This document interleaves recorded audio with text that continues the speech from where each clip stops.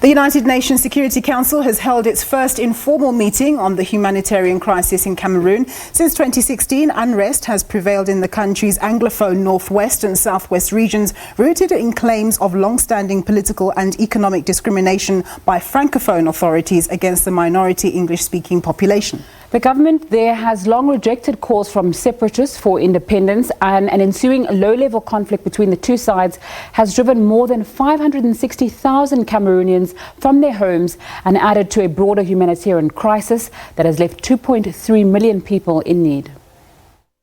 It was a meeting called primarily to address the humanitarian crisis in the country, but the internal political dispute between the Anglophone regions and the government could not be ignored.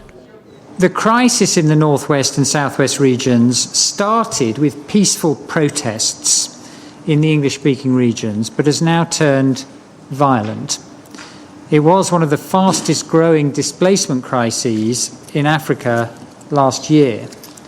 For the past 3 years, the population has been subjected to ongoing violence and attacks by armed actors. The level of the crisis today is more alarming than ever.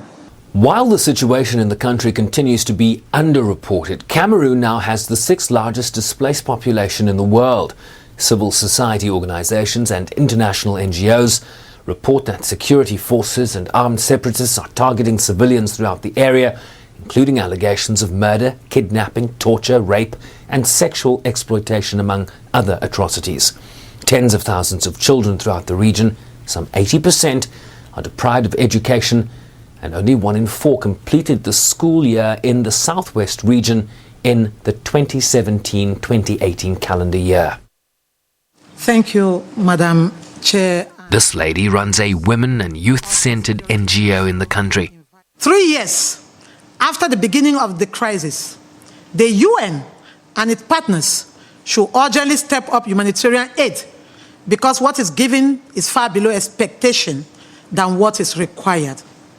Meanwhile, we do not know why very little attention is paid to this crisis in the Northwest and Southwest when it comes to humanitarian aid.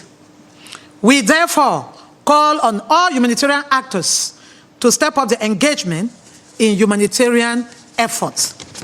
She also urged the UN to do more to resolve the political crisis.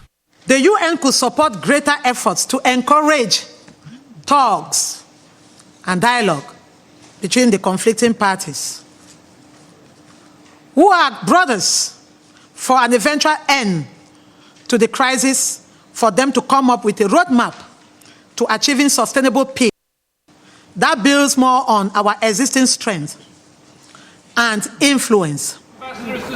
Council members also weighed in. Well, we're starting now to put it on the agenda. I think it's important to have it, and there is a worrying situation in the country, and we're going to listen to the briefers and have a look at it. We want to send a clear message about the importance of access, both for humanitarian workers and frankly for human rights as well, and also perhaps get into a little bit of the politics that underpins that. For his part, Cameroon's ambassador objected to the council format, saying in no way did the crisis in his country constitute a threat to international peace and security. The UN also says its $300 million humanitarian appeal has only been 13% funded. Sherman Bryceby's SABC News.